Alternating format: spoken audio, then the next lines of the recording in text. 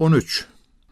Mr. və Miss 3-cü Oliver Barrett sizi mart ayının 6-sı saat 7-də ünvan Dover House, Ipswich, Massachusetts ştatı, Mr. Barrett'in 60 illiyi münasibəti ilə təşkil olunacaq nahara dəvət etməyi özlərinə şərəf bilirlər.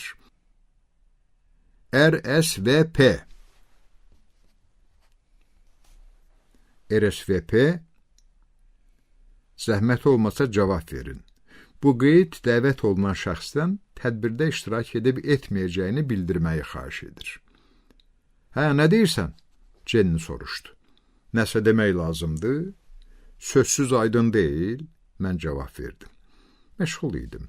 Cinayət hüququnun çox mühüm presidentlərindən birini, ştat Persivala qarşı işini kompleksləşdirirdim.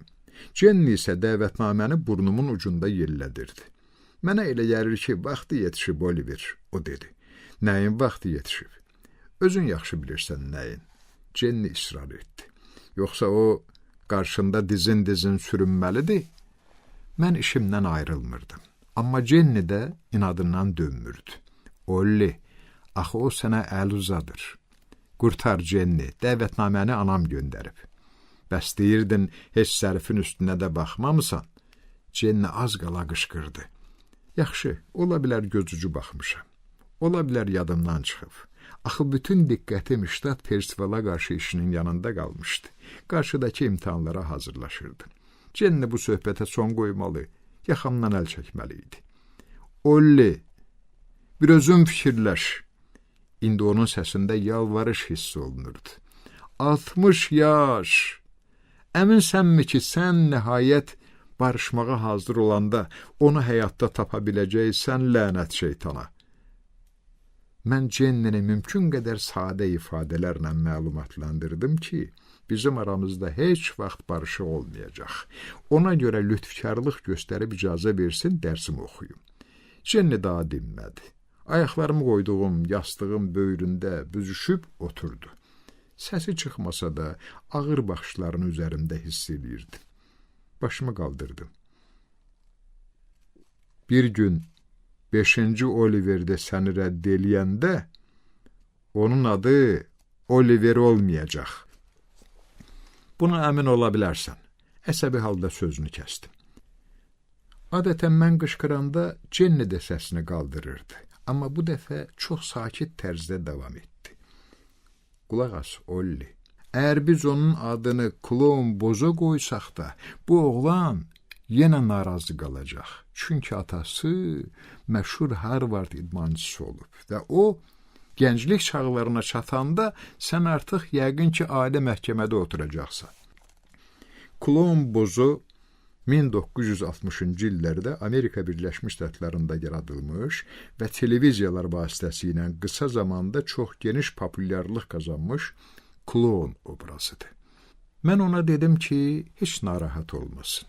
Bizim oğlumuz məni rədd eləməyəcək. O soruşdu ki, niyə buna əminəm? Dediklərimə hər hansı bir sübut gətirə bilərəmmi? Mən də cavab verdim ki, sadəcə əminəm.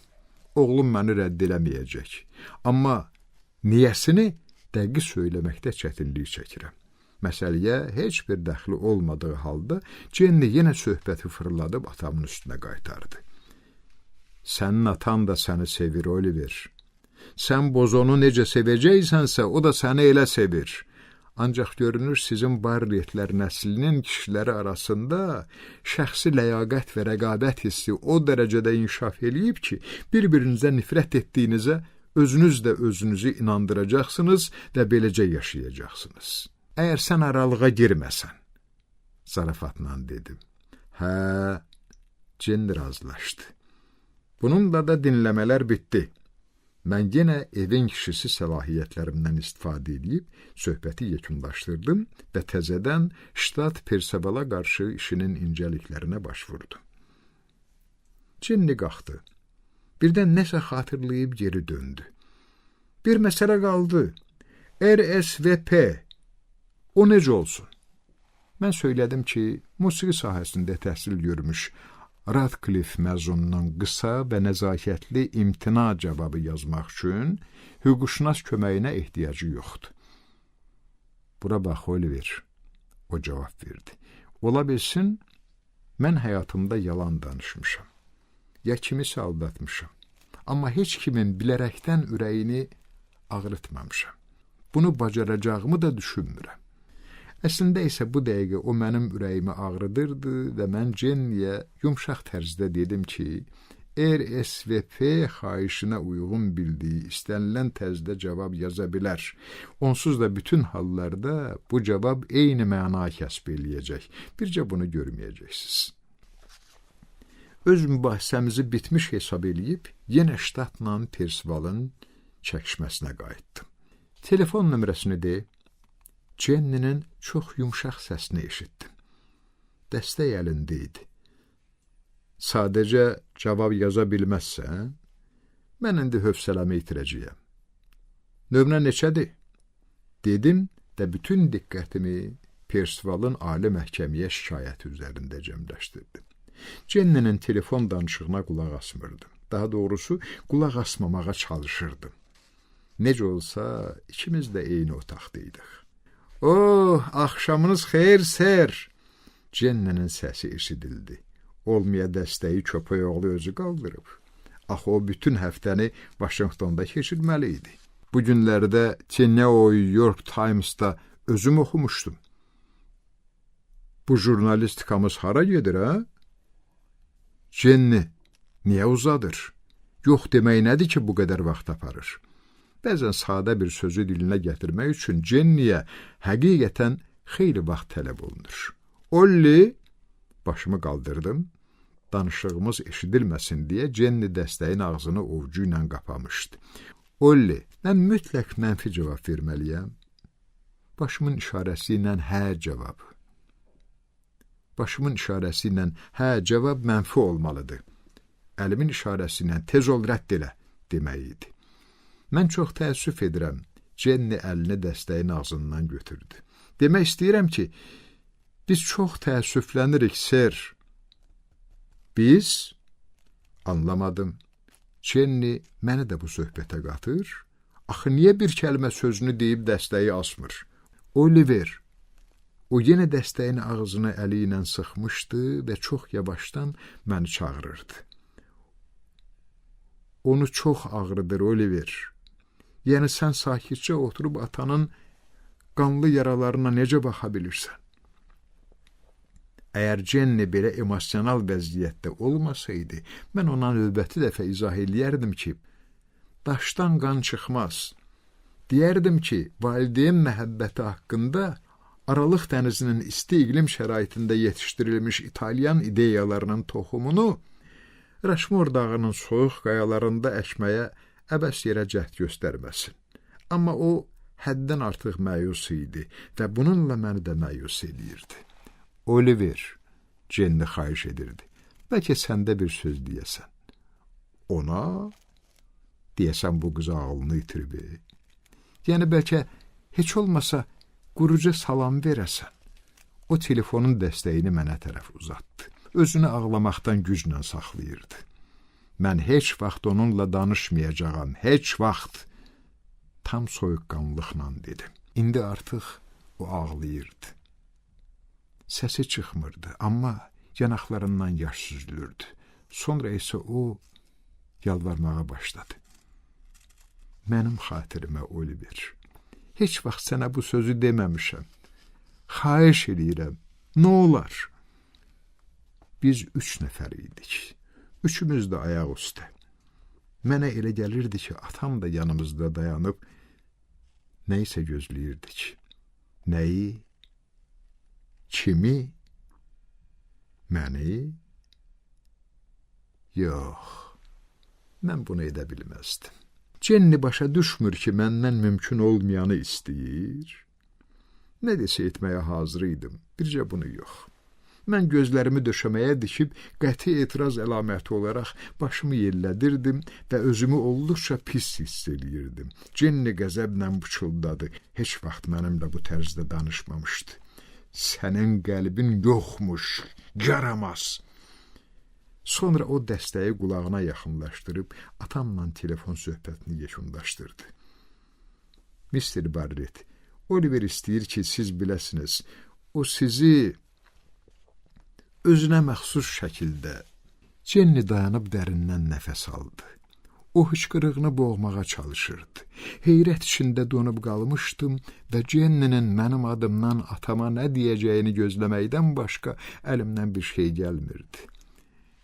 Oliver sizi çox sevir. O bunu deyib tələsik dəstəyi yerinə qoydu. Mənim növbəti saniyə etdiyim hərəkətin heç bir rasional izahı yoxdur.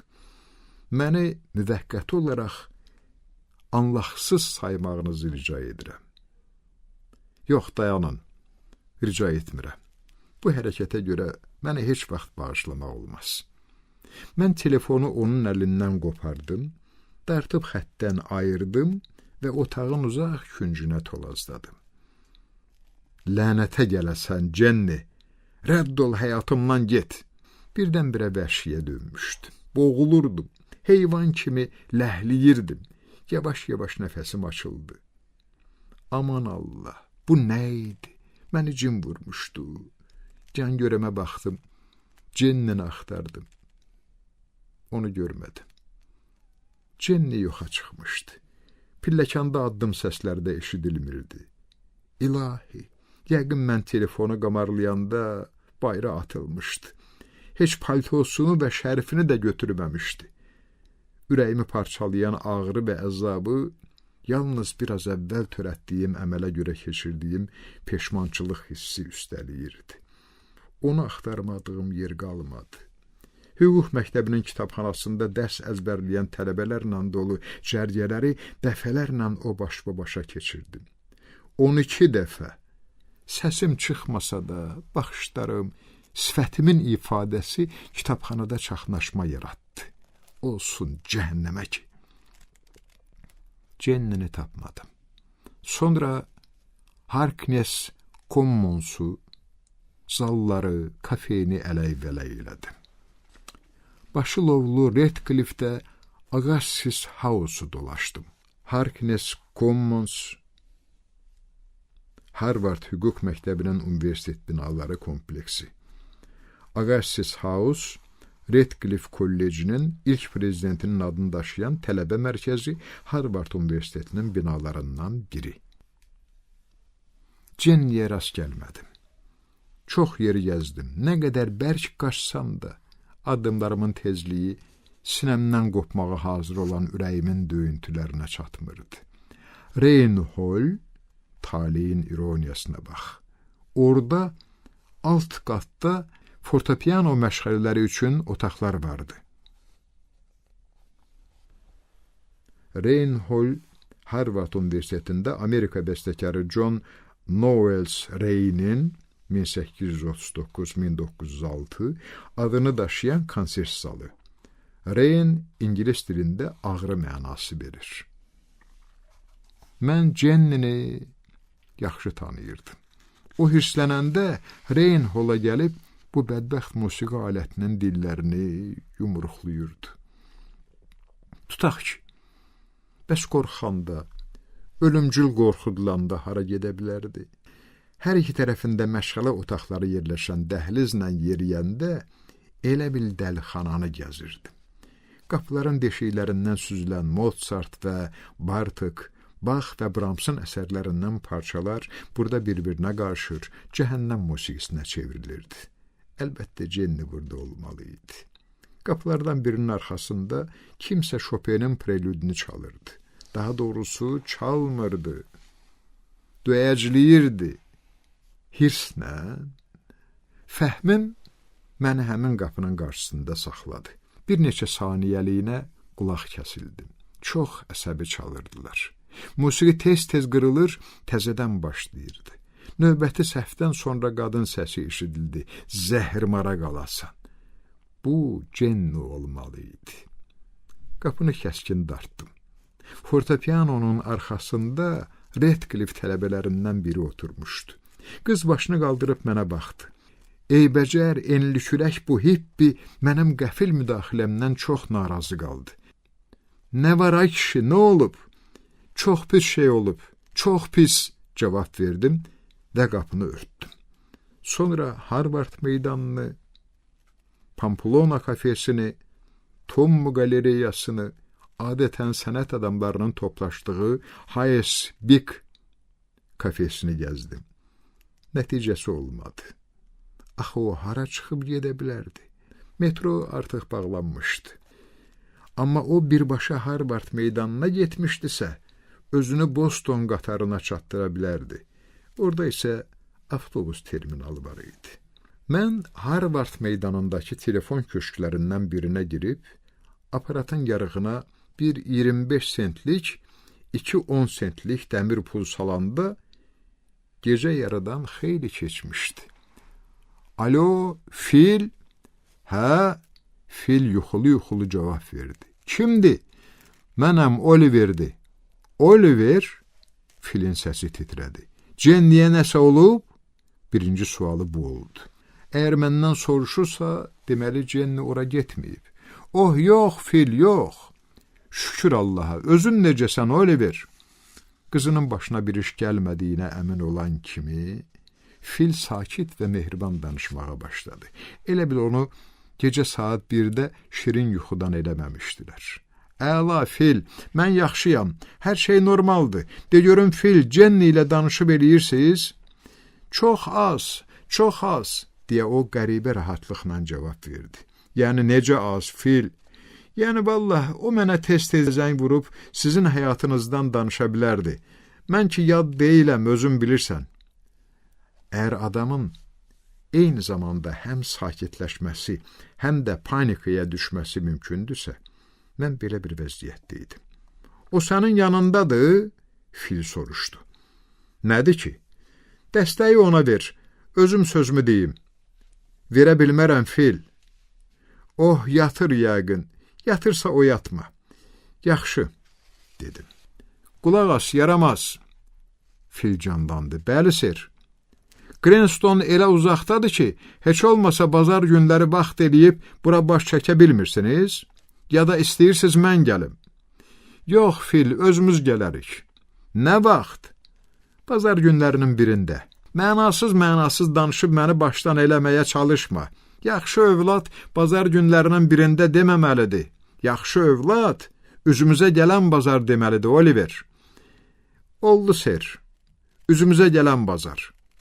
Saat 4-də gözləyəcəyəm. Amma ehtiyatla sür. Danışdıq? Danışdıq. Özün də gələn dəfə zəng eləyəndə mənim hesabıma zəng elə, yaramaz. O dəstəyi asdı. Mən qaranlığa bürünmüş Harvard meydanında bir köşklük işıq adacığının içində tək qaldım. Hara gedəcəyimi, nə edəcəyimi bilmirdim. Zülmətdən qara dərli gənc peyda olub birbaş nəsə istəyib istəmədiyimi soruşdu. Mən fikrim dağınıq halda yox, təşəkkür eləyirəm, ser, deyə cavab verdim. Daha qaçmırdım, ayaqlarımı sürüyürdüm.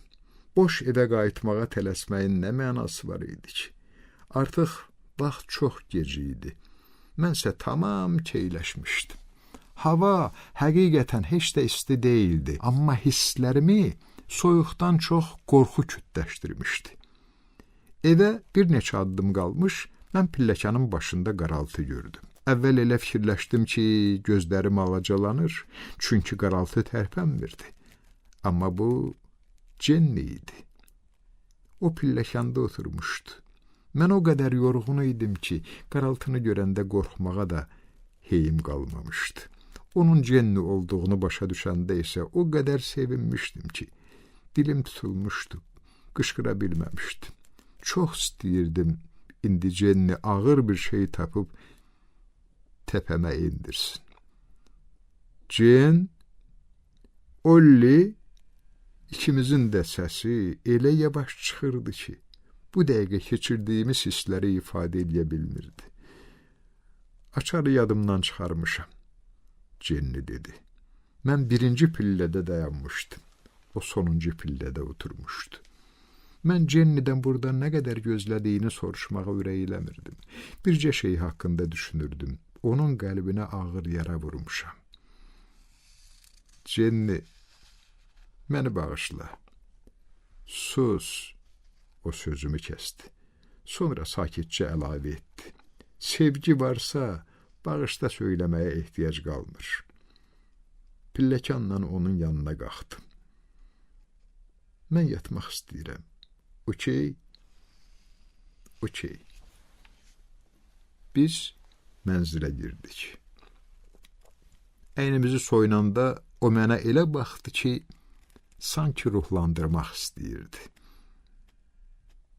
Mən doğrudan da belə fikirləşirəm.